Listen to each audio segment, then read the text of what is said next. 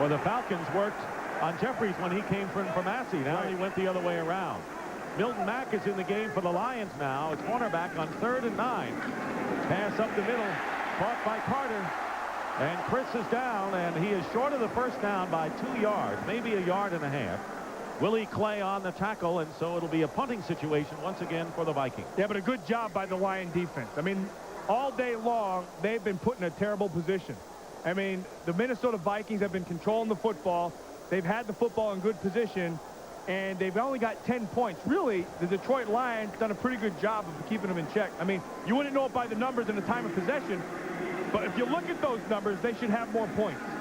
Elgray is back again, so the Lions stop the Vikings from taking advantage of that turnover. Saxon with a short kick, not a good one. A flag is down, and it will go out of bounds at the 12-yard line, but there's a penalty upfield.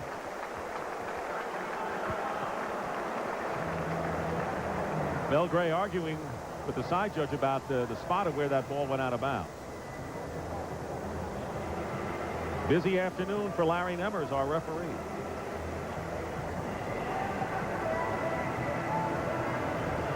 There have been 3 turnovers in the game, and one has been capitalized on the interception. We have a personal foul for unsportsmanlike conduct on number 21, who has hit a player out of bounds. It's a post-possession foul. The penalty will be enforced from the end of the kick, half the distance to the goal. Well, you see Van Malone push him outside, and then Harry Cullen drills him. Actually, I'm going to tell you something. That's coached, and he got caught.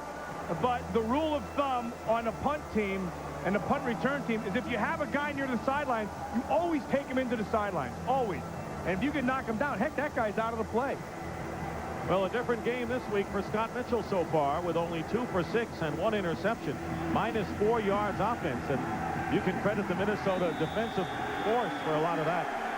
Well, they're going to have to block and double team Randle and Thomas inside, and then try to have to go single with those ends. They start from the 6. Mitchell's pass is caught by Anthony Carter. AC coming back home to where he started and set all those marks for the Vikings. And he's got a first down and more, 17 yards before Carlos Jenkins caught up with him. And that's what they need. They need Anthony Carter's presence and his ability to make that kind of thing happen, to settle them down. Because right now, this offense, they're skating. They're on their heels. They need a big play. Wayne Font says Anthony Carter has brought us class at that position. On the 24, Mitchell is hit, and nearly another interception. Todd Scott had his hands on it. And there were no Lion receivers in view. Now, he's feeling the pressure, and he's feeling John Randle. Again, Randle and Thomas inside, and that forced him to throw the ball high. And when you watch Randle and Thomas, so much has been said about them. You know, they're not big guys. You watch Randle, number 93, right here. You're going to see him. They've got to double him, but they have not done it. They've tried to single him the whole time, and even when he's blocked, he's still forcing the blocker back into the quarterback. Herman Moore in motion to the top, 2nd and 10. Mitchell throws complete, and Aubrey Matthews tackled by Dwayne Washington, and that'll be enough for a Detroit Lion first down, but there's holding on the Lions. They just can't get out of their own way so far. Yeah, well, they can't get out of John Randle's way. Number 67, 10 yards, repeat 2nd down. You see Whitell was working over 93 Randle. I mean, you know, every time we've talked about him, it's been John Randle. Notch, he goes with the arm under. Whitell tries to muscle him back, and he got the hand off, and they caught him. And if I'm the Detroit Lions right now, I'm going to have to double this guy. And then I'm going to have to take my chances with single blocking on the outside on the ends, because Randle's he's messing too much inside up. No one had more than 12.5 sacks as an interior lineman last year than Randle. 2nd and 20, and Mitchell goes down. He is under siege so far in this ball game. What a ferocious defensive front four by the Minnesota Vikings. They're coming off the ball hard. Randle, Thomas, Harris. They just keep after it the whole time. And what that does with the defense is it allows your secondary time to get back in zone and have everything play in front of you. Roy Barker again with some pressure. That time, it looks like they just powered the offensive line of the Lions back and stepped on Mitchell's foot. 3rd and 25.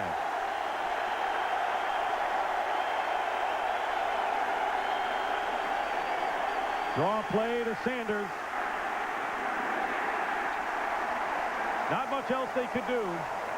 Randle again on the stop. And it's 4th down, and the Lions will have to kick from their end zone as we have come down to the 2-minute warning here in the first half. A big opening half for the Minnesota Vikings, trying to win their 8th in a row, opening a season here.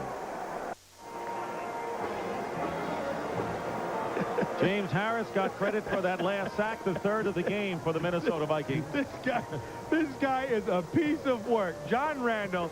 I mean, I've been talking about John Randle every time the Minnesota Vikings are on defense, but the reason is simple, because he has been awesome this first half. They have not been able to block him, and even plays when he hasn't made the tackle, heck, he just wants to get his face there and hit somebody. Greg Montgomery will kick from the end zone. And David Palmer deep. It's a low kick. Big hop for Palmer to return.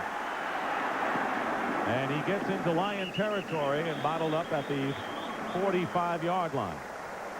I talked about Randle and his ability to never stop. The guy's motor, look, he goes the fake, goes outside with the power. Now he throws him to the ground. You think he's done? No. Play's still going. He plays leapfrog, but he's running this much. Look at this. I'm headbutting you. You think you're done? Keep going. I'll headbutt you again. He's having a party out there. He's going to hit somebody. John Randle on his locker has a list that says sacks, and then under it he has the faces of the guys he gets. And last week he had Brett Favre, so his picture's under the list. 1st down on the 45-yard line of the Lions. 10-0 in favor of the Vikings.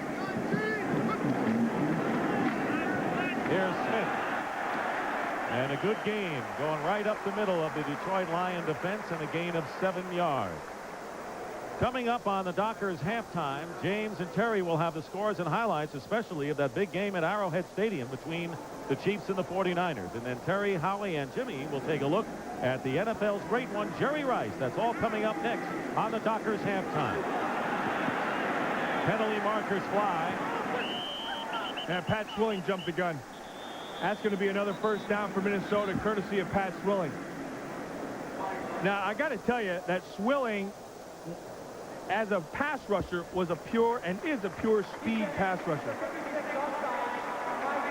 1st down. Yeah, and so he really relies on the jump, and he really relies on getting to the top corner.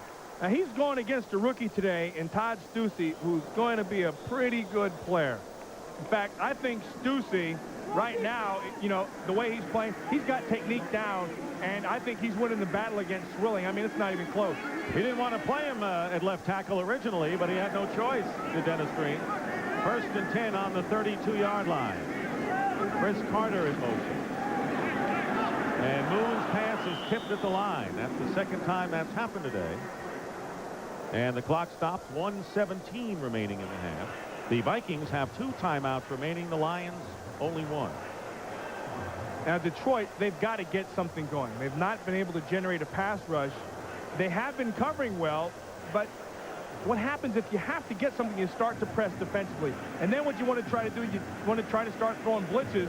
When you start throwing blitzes, you go to man coverage. When you go to man coverage, you have a mistake like Ryan McNeil made, and it's 6 points. So you kind of have to roll the dice and play both sides.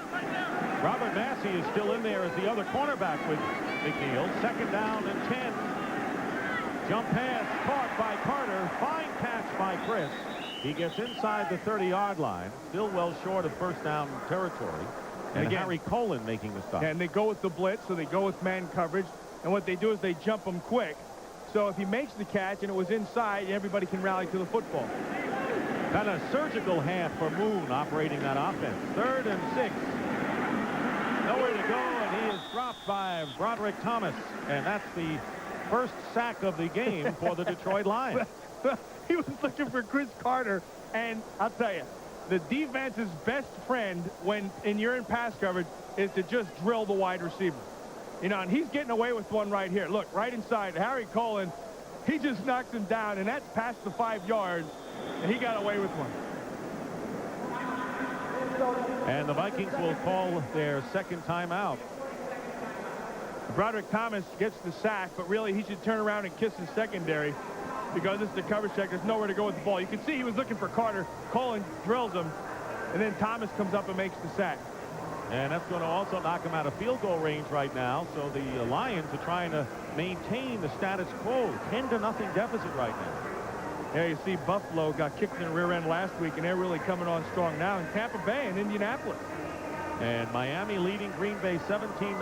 I don't know if the Dolphins ever lost to the Packers. Well, they should go take Marino and beat him up every week, you know, because he plays great when he's hurt.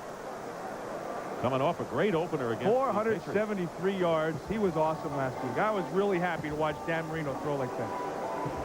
Mike Saxon will kick it away for the Vikings. You know, and Dick, lost in all this talk right now, this rhetoric, has been the fact that the Lions stopped him again. Lions did a pretty good job. They had given the Vikings good field position on the punt return, and they stopped them again. Last two times, the Lions defense has done the job. Belgray is back. Saxon going for the corner, and his kick goes into the end zone with 35 seconds remaining in the half. And I want to remind you that coming up at halftime, Terry, James, Howie, and Jimmy, scores and highlights, bring you up to date on that 49er Chief contest, and a look at Jerry Rice and his new record coming up on the Dockers halftime. Well, I tell you, it was, again, we talked about Dan Marino last week coming back with a 473 yards. And then you watch Jerry Rice on Monday night, and it makes your heart feel good, especially when you know the kind of guy that Rice is. Because there is not a harder worker. I have never seen a guy work like Jerry Rice works. He deserves everything he gets. It's always the bottom line. The guy works hard, no matter what sport you talk about and what position. First down from the 20-yard line, Barry Sanders. Totally has been non-existent in this first half. Henry Thomas and Jack Del Rio that time, but keep in mind that Sanders' best day as a runner came against these Minnesota Vikings 3 years ago when he gained 220 yards, and that's a Lion record. Well, and again, I'll make the point again. The best defense against Sanders today have been the Minnesota Vikings offensive line. And they're going to let the clock run down, and the crowd will give the Minnesota Vikings a well-deserved ovation. And that is the end of the first half with the score, the Vikings 10 and the Lions nothing. Stay tuned for the Dockers halftime as NFL Fox Sunday continues after these messages from your local station or something like that.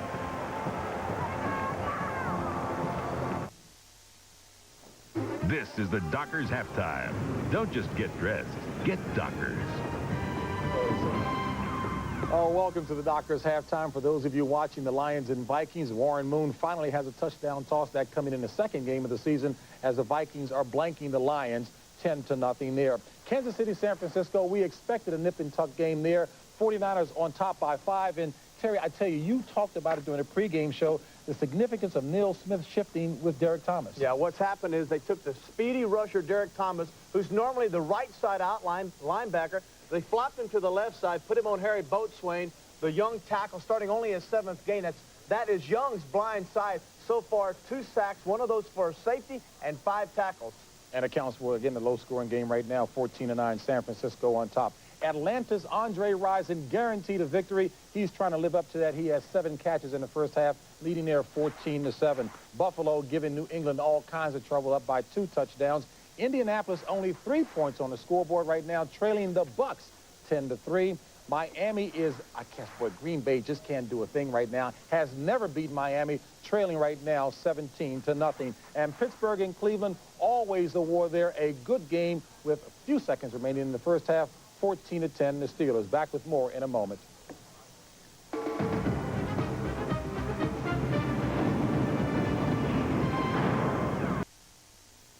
Welcome back to Dockers halftime. I'm Terry Bradshaw, along with Coach Jimmy Johnson, and, of course, the big one, Howie Long. And this past Monday night, we were able to witness NFL history being made as Jerry Rice, number 80, going in motion, goes down the field to the post, up into the air to make his 127th touchdown scored in the National Football League, a record that had been held 28 years by the great running back of the Cleveland Browns, Jimmy Brown. Jimmy, I come right to you and say to you, what is it about this guy that is so special? Well, it is special for a wide receiver to hold this record. And we all know that he's a physical receiver. He's big. He's fast. We saw the leaping ability on the touchdown reception.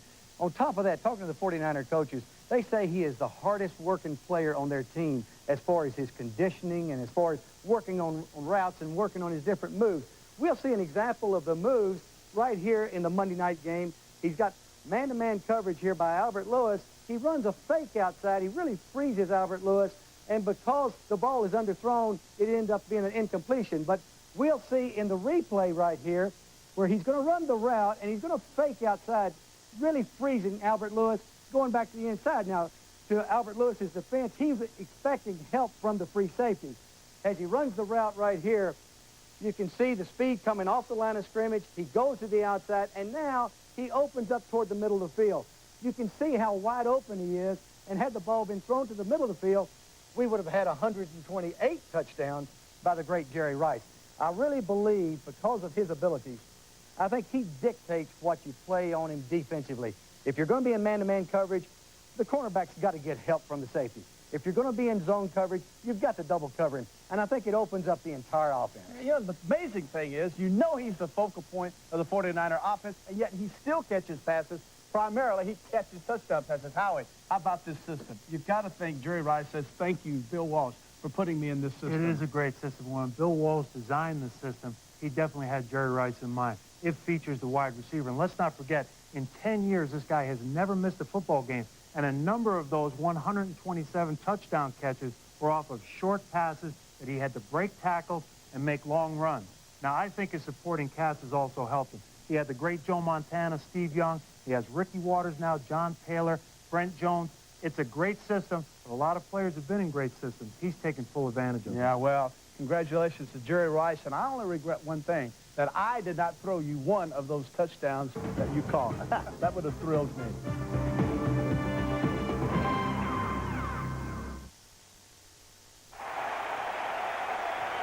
Back here at the Metrodome in Minneapolis at halftime, the Minnesota Vikings lead the Detroit Lions 10-0.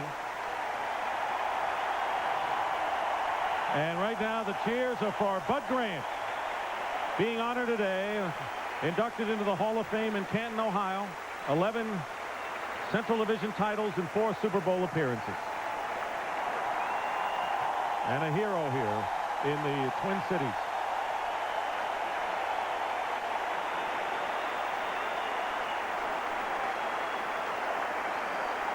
Well, right now, let's take a look at John Randle, who's gotten the cheers from the crowd, Matt. And this first half highlight is brought to you by MCI Proof Positive.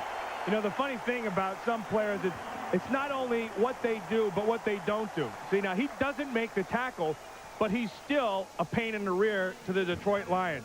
Now, watch when he jumps and he comes over Rod Hall. If he's wasting all that time to get there, heck, watch, not once, but twice. And that's the way Randle has played all game long. I mean, he's like that all year long.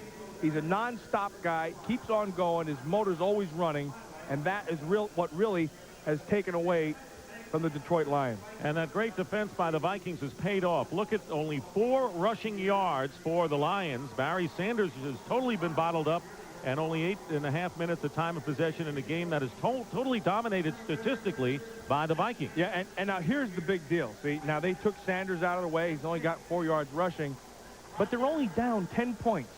You know, all the Lions need, and you see right there, all the Lions need is one big play from Sanders or out of the quarterback Mitchell, and they're right back in the middle of this game.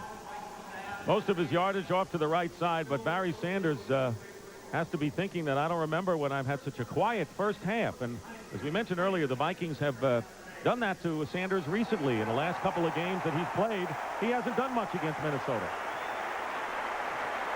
Scott Mitchell has been under siege all day, and the only touchdown of the day was a TD pass from Warren Moon to Condre Ismail. Well, 2 things happen here. First, Moon looks to safety, so he holds the safety to the middle of the field. Now he knows he's man-to-man. Ismail makes that nice outside move, which made McNeil bite when he looked back, and that freed him up for the touchdown. But you bring up a very solid point here, and that is despite the dominance by the Minnesota Vikings on the numbers and their defense, it is only 10-0, and one break here and there can get the Lions back in the game. Yeah, you're a big play away from being right back in the middle of the game. And this is the kind of game that makes you a little bit nervous because Mitchell has not been able to get on track. Sanders has not been able to get on track. And you know through the course of 60 minutes, they're going to get their chances. Now you're there 3 for 8. That's not a chance, especially through a half of football. You figure the guy's going to throw the ball 25, 30 times. There's a lot of football left to play in this half. You know, this, though, is a typical game that we can anticipate this year in the division. Last week, the Packers beat the Vikings 16-10. These are going to be tight defensive games. We've seen a couple of personal foul calls. And when these clubs play each other, and really 4 out of 5 in the division really feel they've got a shot at either the playoffs or the division title. And that's because they know each other so well. Again, you're playing against each other twice a year. And everybody knows the strength. Everybody knows the weaknesses. You know the player you're going against. And so any time you have a divisional game, it tends to have that kind of a flavor where they're tight and they're on top of it. And when you look at the schedules, remember last year when they won the division, they said, Detroit, they had a terrible schedule. Well, look at it this year. They've got the 3rd toughest schedule, with Minnesota having the 5th toughest. And they face a lot of good quarterbacks, both teams, up and down the line. Now, the Lions won the division last year playing a 5th-place schedule as they did 3 years ago. In the middle year, when they didn't win, they had the 1st-place schedule. So the question is, can the Lions do well in the tougher schedule this year? And Bud Grant getting congratulations as he leaves the field after being honored by the Minnesota fans. Now, I just saw Bud Grant do something that I never saw him do while we played again. He smiled.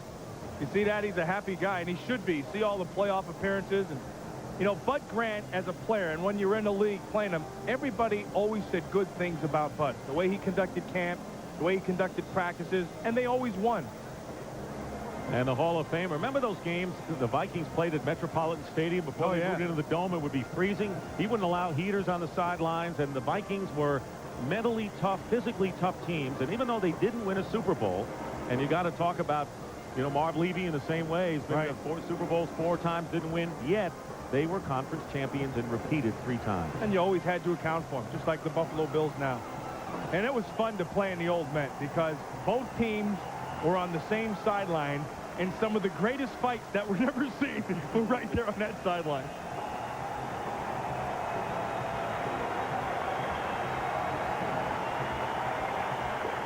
Vikings will get the ball first. Well, what can we anticipate in the second half for Detroit to try to get back in this game, man?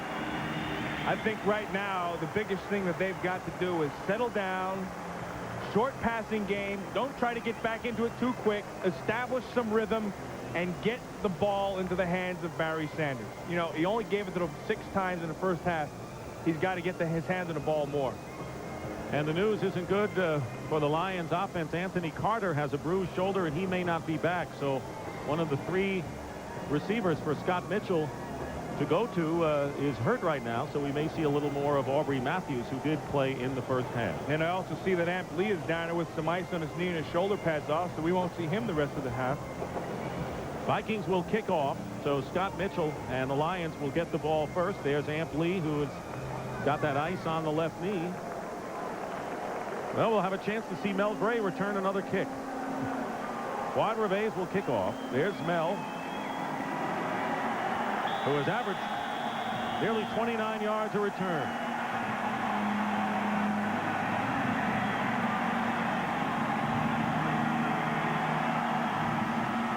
Another low bouncing kick, and it's in the hands of Van Malone. And Malone brings it out close to the 35-yard line, where the Lions will go to work. The Lions struggled offensively in the first half thanks to the Minnesota defense. Look at the problems they had. Yeah, look at here. You got a fumble over here. You got a missed field goal over here. So, and the other thing is they never had the ball. The most they had it was 4 times. They've got to get some consistency, especially to start this half, to get some confidence back into that group. Ty Halleck is in a 3 tight ends and play fake. Mitchell completes the pass to Halleck, and he is knocked out of bounds. It'll be a Lion first down. Jenkins covering. And that's what I was just talking about. See, you don't try to get the big thing all at once. You don't try to just go ahead and down the field with a big play and get a score. You try to get a rhythm back, and you try, you know, a little dink pass to the side, roll it out, All right, we're having problems inside with Randle and Thomas. All right, let's start moving the pocket. Get it away from them. Make them have to come to us, and then start to get your rhythm of your offense. And patience. Above all, patience. First down after the 14-yard pickup on the Lion 48.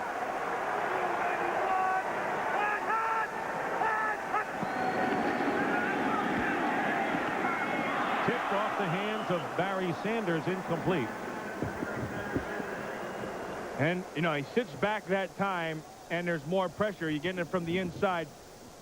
One of the persons that make John Randle so effective is 97 Henry Thomas. You see right here, they start the double always to Henry Thomas. They're saying, look, I know Randle's going to get some pressure, but Henry Thomas is a guy who can just absolutely kill us. So they have a problem which guy they're going to go to. What they're trying to do is double Thomas and then go to Randle. They've got to come up with something different.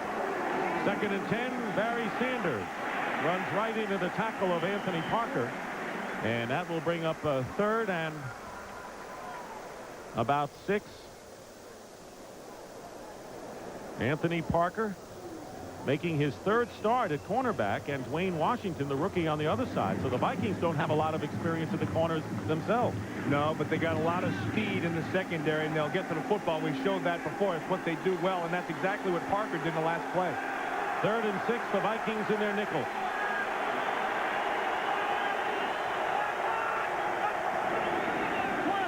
Mitchell's pass is caught by Herman Moore. I was waiting for him. You know, it's amazing that we took this long. It's only the 2nd catch that Herman Moore has. Herman Moore and Chris Carter are the same kind of guy. They're big, they're strong, and they use their bodies very, very well. In talking to Herman Moore last night, he made a point that was very interesting, and it shows up on tapes all the time. He says, as long as the defender is close to me, I'm at a distinct advantage. He's got the physical ability. 13-yard gain. First down on the 35, and Barry Sanders, with his best run of the day, gets inside the Viking 30 in a gain of 6 yards. And for the first time today, the Lion offense seems to have some sync going to it, with Glenn making the tackle. It's the rhythm. It's what we were talking about. The thing you remember about Barry Sanders, it's never going to go where it's designed to go. In fact, that's the point with this offense. There is no real running design to it, because Sanders can start and end up anywhere. Start inside, end up outside. Start outside, end up inside. So the key with this offensive line is just to get on people. Pitch to Sanders. He'll be shy of the first down, and a late flag thrown from the area of the secondary, which usually means a holding on the tight end. And it's penalty against the Lions. Henry Thomas, by the way, made the tackle, and Dennis Green confirming what the officials have called. Holding, offense, number 89, 10 yards, repeat 2nd down. And it caught Ron Hall, the tight end. Anytime it comes deep like that, that official is assigned to watch the tight end. And, you know, one thing that's really evolved in tight end blocking now is they don't really block. What they do is they just kind of hold on to you and kind of get in your way. And with the kind of offense that the Lions have, really all you have to do for Sanders is stay in the way. Lions already have more total yards in this quarter than they did the entire first half. Yikes. 2nd and 14. Mitchell's pass caught by Brett Perriman. And Perriman, with his first catch of the game, picks up 4 yards. Malik Boyd, the nickel back. It's the only change that Tony Dungy makes in the Minnesota defense. He brings in Malik Boyd, and Ed McDaniel goes to the sideline. There's a name we haven't really called today, was Ed McDaniel. 21 tackles, 20 solos last week. Heck, I talked to him the other day. He said he still hadn't gotten over it in Thursday. There's Tony. 3rd and 10. Mitchell is stopped from behind, and it was Roy Barker who made the play from behind on Mitchell to prevent the first down after a gain of 7. Now, Barker came back on him, but the reason, Mitchell had nowhere to throw the football. There's very good coverage you get, and you're seeing a lot of good coverage today. He wanted more, but there was nowhere to go. Look, right here, right here. Everybody's covered. Everybody, so he just takes off. Now, the one thing to remember about Mitchell, he's a big guy. We got pretty good feet, and he'll get out of there in a hurry. This is a 46-yard attempt by Hansen, who missed one from 42 yards out in the first quarter. Jason Hansen. And the kick is no good. Off to the left. So Hansen, who normally is extremely accurate, has been wide twice today. And the Vikings will take over, still leading the Lions 10-0. Fox NFL Sunday is brought to you by Toyota and their full line of quality cars and trucks. Toyota, I love what you do for me. By McDonald's, the official restaurant of the National Football League. By Visa, it's everywhere you want to be. And by The Scout, a new film from 20th Century Fox starring Albert Brooks and Brendan Fraser. Along with Matt Millen, Dick Stockton here at the Metrodome in Minneapolis. The Minnesota Vikings, who have won 7 straight home openers, lead here 10-0. And they'll start from the 37-yard line following Hansen's missed field goal. Here's Terry Allen. Terry Allen. Nice block by Todd Stussy. And a nice flag thrown again. And that usually means holding on the tight end. Came right from that area again. 16-yard gain will be nullified by what appears to be a holding call against Minnesota. Again, Larry Nemmers. That was a good game. And Dennis Green. Holding offense, number 73, 10 yards. That's the kind of running down. he would like to see as Stussy commits the foul. You know, they get Stussy, and they do that little tag, which means this guy's going to come down, and he's going to come around, and he's going to look for the support, take the force right here. Now, see, he gets to the corner. That's a bad call. That's a bad call. That's a good block by Stussy. He did a good job of getting to the outside of Swilling and sealed them back inside. 2 defensive linemen for the Lions. Tracy Hayworth is in as a linebacker. Massey has been in at cornerback for Detroit. First down and 20. Moon's pass caught and down immediately is Carter for a minimal gain. And it was Broderick Thomas on him all the way. I got to tell you, this is the best I've seen Thomas play in a while. And it looks to me like they were right, and he gets up limping a little bit, but it looks to me like the change of scenery has done him well. He gets up there and he's got something to prove again. You know, you always have something to prove to the club that got rid of you. Say, I'll show you. And it looks like he's showing them a lot.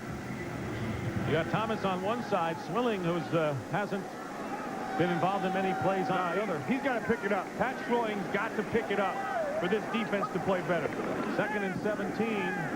Moon dropping back, loses the ball. Chased by Thomas, and he robs him out of bounds. That'll be a flag. I'll be surprised if it isn't.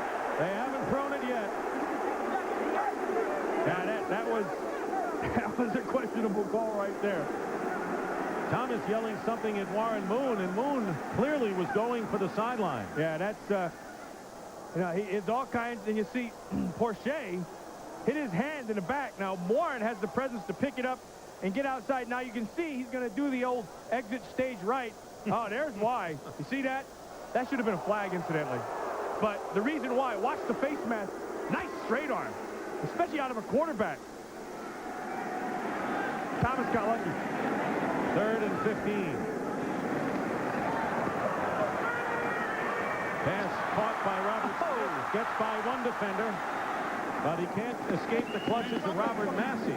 So the Lions, who lately have done a pretty solid job defensively. The question is, how can their offense get to work against the Viking D? And a gain of 3 will bring up 4th down. Yeah, but they're starting to get it, Dick. I mean, you saw the last time that the offense had the ball, the Lions, they started to move it. They started to get a little bit of that sink back. And I'll tell you right now, if the Vikings want to control this game, they're going to have to dominate it up front because the Lions are starting to pick up a little momentum.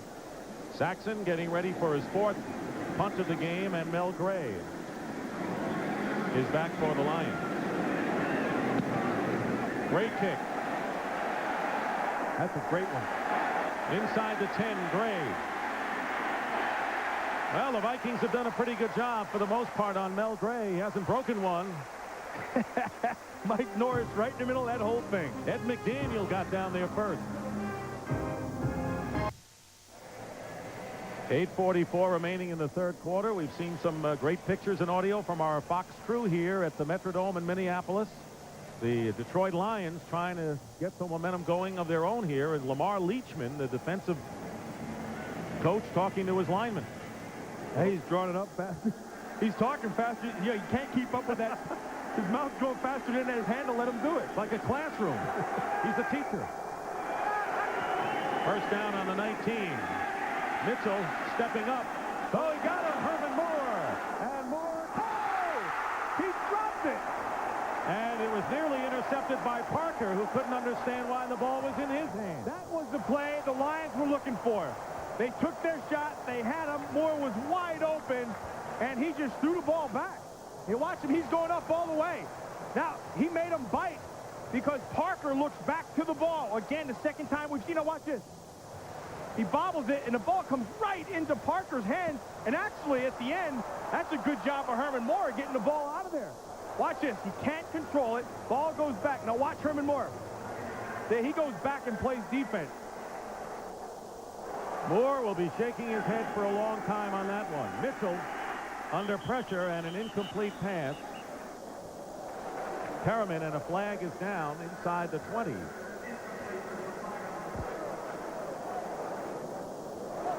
Moore, again, he's wide open. Watch the ball comes down. It's going to hit him right in the kisser. Look at this. Point, hit him right in the face. Illegal shift on the offense. Number 89 was never set. You know, Barry Sanders had his hands up. He knew it was 6 points. He couldn't understand that. Herman Moore doesn't drop those. Will be refused by the defense. Illegal Third down. formation by the Lions, and it was Ron Hall, the tight end. So the penalty is refused by the Vikings, and that will bring up third down and 10. You're not going to see that very often with Herman Moore. Maybe not anymore the rest of this year. You're right. Sanders in motion. Mitchell has time again to Moore with double coverage and overthrows him. Well, the Vikings were wise to it this time, and a pat on the helmet to Barker by Scott Mitchell. Fourth down coming up, and the Vikings hold. Yeah, but Herman could kick himself in the rear 100 times right now. Not only won't he do that again probably this season, he's not going to get many more opportunities today that way. He's not going to get many opportunities when the DB turns back and bites on the look from the quarterback and allows him to be that open. Palmer is back, and Greg Montgomery will kick for the Lions.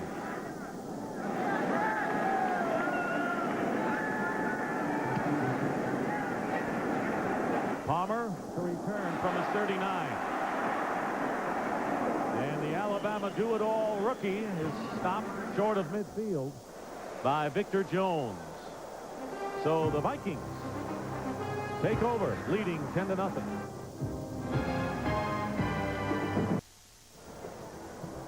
Moments ago on the Vikings sideline. Right here, you got it right here, and he's turning like that. He said, guard, put your guard with me right here, come up on it. And right there. Yeah, that's good coaching right there. A good coach, coaching is teaching, and a good coach is a good listener, and he's going to understand what they're trying to do, and then he'll translate it to the rest of the defensive line. John Teerling, the coach, John Randle, the player. First down on the 47 for the Vikings, who have Cooper and Jordan, the tight ends.